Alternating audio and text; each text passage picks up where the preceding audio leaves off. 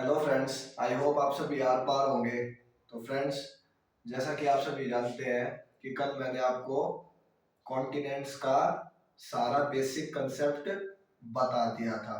ठीक है, चैप्टर 2 हम कर रहे हैं क्लास 6 का, ओशियन एंड कॉन्टिनेंट्स। ठीक है, तो अब हमारा कॉन्टिनेंट्स टॉपिक खत्म हो गया है और अब हमें इसके कुछ एक्सरसाइज करने को दिए कॉन्टिनेंट से रिलेटेड, वो हम थोड़ी बहुत कर लेते हैं। ठीक है, थोड़ी सी है वो तुम्हें पता करने के लिए कि कौन सा कॉन्टिनेंट बड़ा है, कौन सा कॉन्टिनेंट छोटा है और कौन सा कॉन्टिनेंट किस कॉन्टिनेंट के मुताबिक ज्यादा छोटा है, यानी कि उससे छोटा है। ठीक है, larger to smaller, smaller to larger, ऐसे हम करते हैं। तो सभी अपनी बुक का पेज नंबर 36 निकाल लो। ठीक है, यहाँ पे तुम सभी ये देखो, ये फिगर देखो, ये वाली।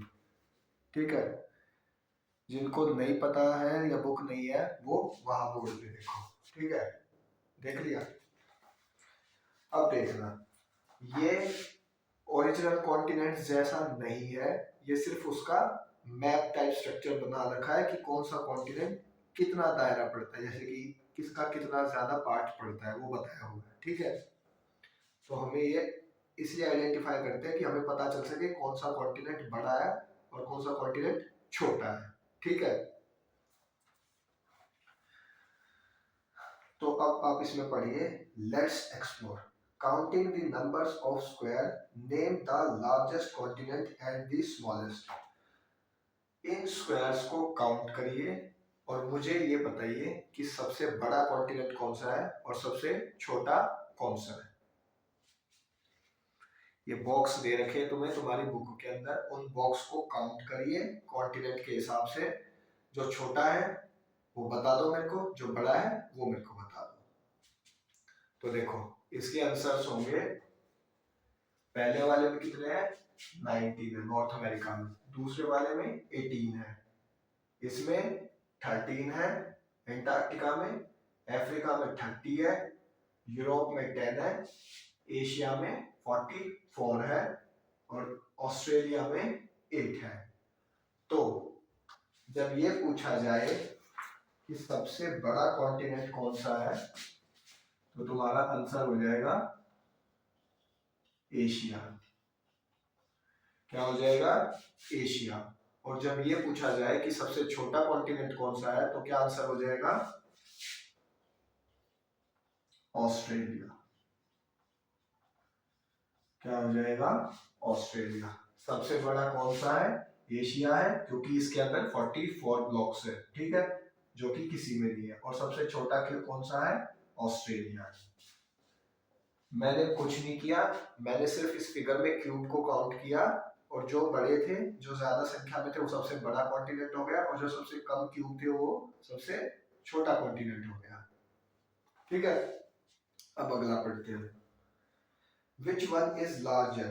अब हमें बताइए कि कौन सा लार्जर है और कौन सा स्मॉलर है। देखो, नॉर्थ अमेरिका और साउथ अमेरिका, नॉर्थ अमेरिका और साउथ अमेरिका में बड़ा कौन सा है, 19 बड़ा है कि 18 बड़ा है, ऑब्वियसली 19 बड़ा है। तो नॉर्थ अमेरिका साउथ अमेरिका के कंपैरिजन में बड़ा है, तो हमारा आंसर क्या हो जाएगा, नॉर्थ अमेरिका बड़ा है। फिर पूछा है अफ्रीका बड़ा है कि नॉर्थ अमेरिका बड़ा है। देखो, नॉर्थ अमेरिका 19 है और अफ्रीका 30 है, तो 19 बड़ा होता है कि 30 बड़ा होता है, 30 होता है। तो अफ्रीका हमारा बड़ा हो गया नॉर्थ अमेरिका के मुताबिक। ठीक है, ये कुछ क्वेश्चंस तुम्हें दिए हुए हैं कि तुम्हें पता चल सके कौन सा कॉन्टिनेंट बड़ा है और कौन सा कॉन्टिनेंट छोटा है। ठीक है, ये बताया हुआ है। फिर पूछा हुआ है एंटार्क्टिका बड़ा है कि ऑस्ट्रेलिया बड़ा है। एंटार्क्टिका में कितने क्यूब देखने को मिल रहे हैं, 13, और ऑस्ट्रेलिया में कितने क्यूब देखने को मिल रहे हैं, 8। तो 8 बड़ा होता है कि 13 बड़ा होता है, 13 बड़ा होता है। तो इसका आंसर क्या हो जाएगा, एंटार्क्टिका। दो क्वेश्चन हमने कर लिए, लेट्स एक्सप्लोर के। अब देखो, recolor the diagram by having a single color for Europe and Asia। ठीक है, अब क्या करो, यूरोप को और एशिया को कलर करो। ठीक है, कलर किया मैंने, एक ही कलर किया।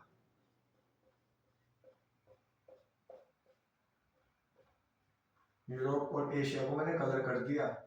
तो जब ये कलर हो जाएगा तो ये क्या बनेगा, यूरेशिया बनेगा। क्या बनेगा, यूरेशिया। क्योंकि ये क्या कहते हैं, क्योंकि अब ये मर्ज हो गए ना, तो क्या होगा, यूरेशिया होगा। ठीक है, अब देखना आगे क्या पूछा है। And rename the result as Eurasia. अब इसका रीनेम कर दो, यूरेशिया से बोलो। यूरोप और एशिया को सेम कलर कर दो और क्या बोलो, यूरेशिया बोलो। और साइज का कंपेयर करो साउथ अमेरिका से। किससे करो, साउथ अमेरिका से। देखो साउथ अमेरिका में 18 क्यूब्स है। ठीक है, 18 क्यूब्स है। और जब हम यूरोप और एशिया को सेम कलर से मर्ज कर देंगे तो इनके जो क्यूब है वो भी आपस में जुड़ जाएंगे।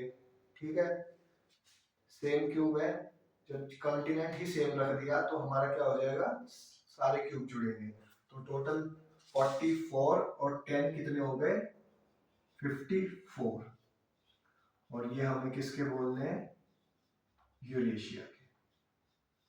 तो अगर तुमसे पूछा जाए कि साउथ अमेरिका बड़ा है कि यूरेशिया बड़ा है, तो क्या आंसर हो जाएगा, यूरेशिया बड़ा है। ठीक है, ये करना था। Write down the list of continent from smallest to the largest.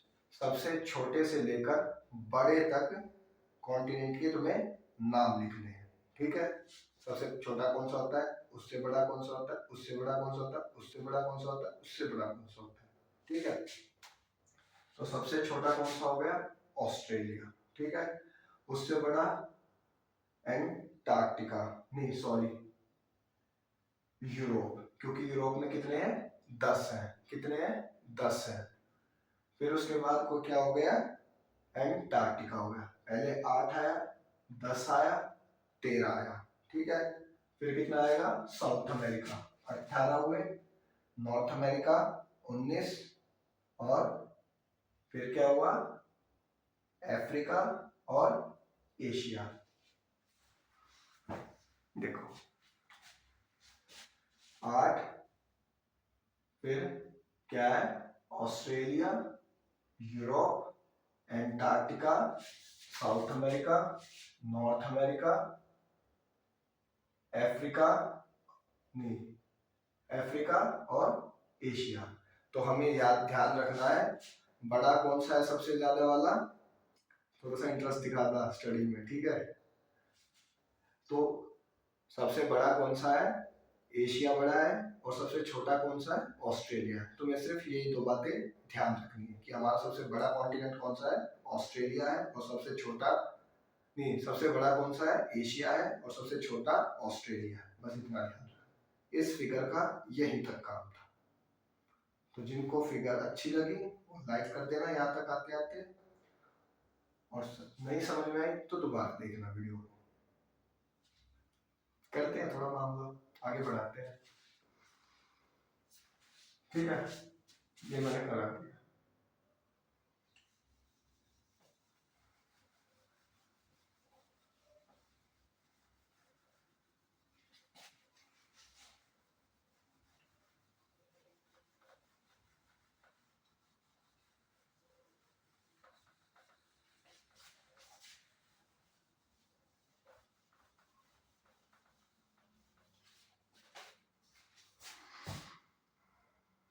एक second,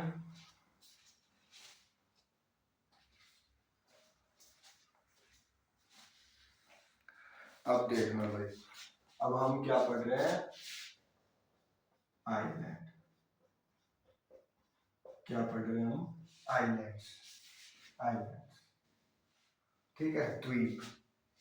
If you have carefully observed the two maps earlier, the chapter figure 2.2 and 2.3, you have may noted the continents do not include all landmass.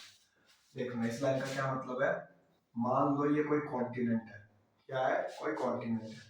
तो तुम अपने world के map पर देखना, कुछ ऐसे ऐसे दाने टाइप क्या होती है, कोई लैंड होती है। क्या होती है, कोई लैंड होती है जो कि कॉन्टिनेंट से जुड़ी हुई नहीं होती, छोटी छोटी होती, बहुत छोटी छोटी। Some smaller pieces of land are left out surrounded by water on all sides. और इन लैंड के आसपास क्या होता है? वाटर होता है। क्या होता है? वाटर होता है। तो जब किसी भी छोटे से लैंड के पास या फिर स्मॉलर टाइप के लैंड के पास चारों तरफ से वाटर घिरा हुआ रहता है, उसे ही हम क्या बोलते हैं? आइलैंड बोलते हैं। एक लैंड मास छोटा सा और उसके चारों तरफ के वाटर को हम क्या बोलते हैं? चारों तरफ जो वाटर से सराउंडेड है उसको हम क्या बोलते हैं? आइलैंड बोलते हैं। क्या बोलते हैं?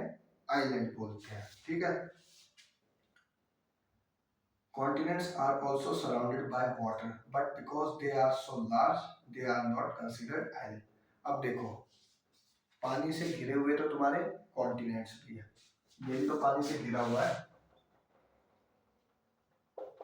बट क्योंकि ये कॉन्टिनेंट बड़ा हो गया, लार्ज स्केल एरिया के लैंड मास पर हो गया बड़ा, इसलिए हम इसे कंसिडर नहीं करते।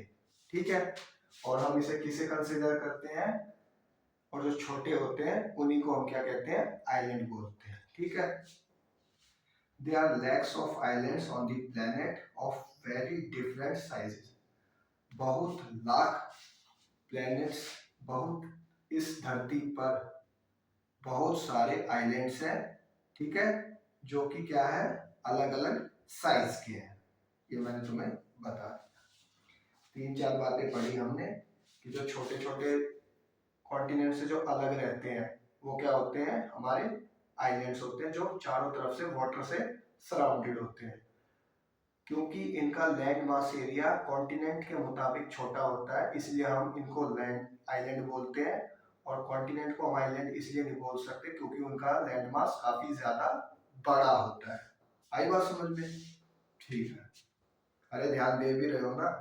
ठीक है। अब आपका डोंट मिस आउट है। ठीक है। इस पैराग्राफ में तुम्हें एक ही लाइन याद करनी थी। Some smaller pieces of land are left out, surrounded by water on all sides are called islands. उन्हीं को हम क्या बोलते हैं? Islands बोलते हैं। अब देखना, बोला गया है Greenland is the largest island in the world. जो ग्रीनलैंड है वो सबसे बड़ा क्या है? आइलैंड है वर्ल्ड का। ठीक है। ग्रीनलैंड को आइलैंड का, ग्रीनलैंड को प्लेनेट का सबसे बड़ा क्या माना जाता है? आइलैंड माना जाता है। वर्ल्ड का सबसे बड़ा आइलैंड उसी को माना जाता है। You would have add the areas of the 10 largest states of India to reach its size. अगर तुम इंडिया के 10 स्टेट्स को मिला दोगे ना, 5 5 10 स्टेट्स को मिला दो, तब जाकर ग्रीनलैंड जितना एरिया बनेगा। ठीक है। तो देख लो काफी कितना बड़ा हो गया। India has more than 1300 small island. India के पास 1300 से भी ज्यादा क्या है? छोटे छोटे आइलैंड्स हैं। ठीक है। दोज इंक्लूड्स 2 मेजर ग्रुप, जिनमें से 2 कौन से हैं? अंडमान एंड निकोबार आइलैंड, जो कि कहाँ पर पड़ता है? बे ऑफ बंगाल में पड़ता है। ठीक है। और एक कौन सा है? लक्षद्वीप है, जो कि कहाँ पड़ता है? वेस्ट में पड़ता है। कहाँ पर? अरेबियन सी में पड़ता है, जो कि इंडिया के 2 मेजर आइलैंड्स माने जाते हैं। Since 1981, the Indian Antarctica program has been exploring Antarctica. अब यहाँ पर आती है भाई अंटार्कटिका की काम। किसकी आती है?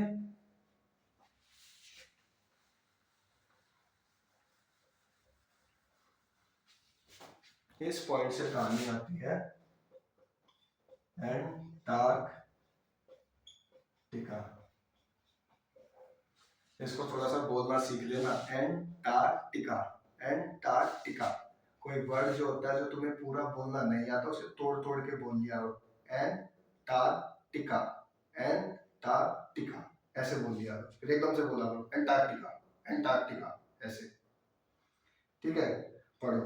Since 1981, the Indian Antarctica program has been exploring Antarctica, a continent with a very cold climate and harsh environment. 1981 में एक टीम बनी जिसने क्या किया, एंटार्क्टिका के एनवायरनमेंट पर स्टडी की।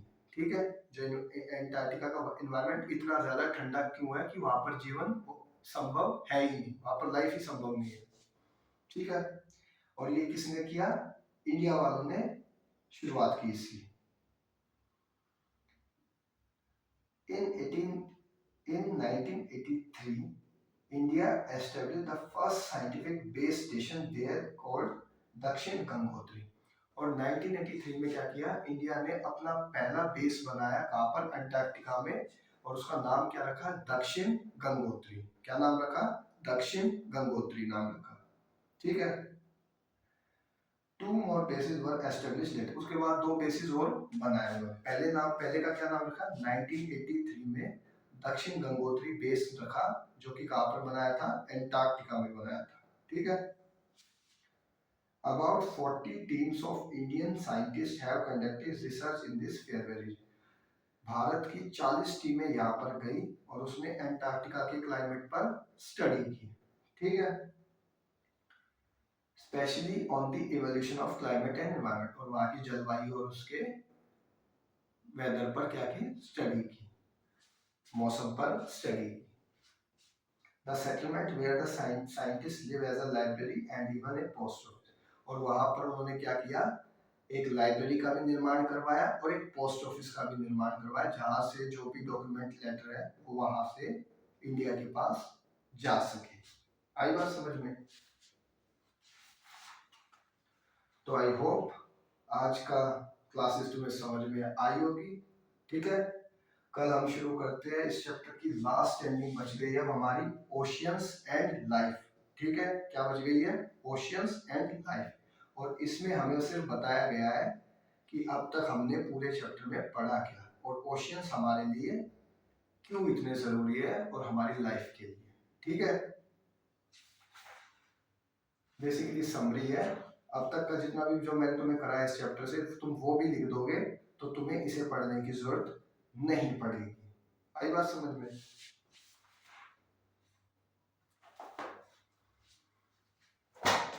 तो आई होप आप सभी को आज की क्लास अच्छी लगी होगी, और एंटार्क्टिका की जो कहानी मैंने तुम्हें सुनाई या फिर जो आपकी बुक में बताई गई है, जिसको मैंने रीड किया, वो तुम्हें अच्छी लगी होगी।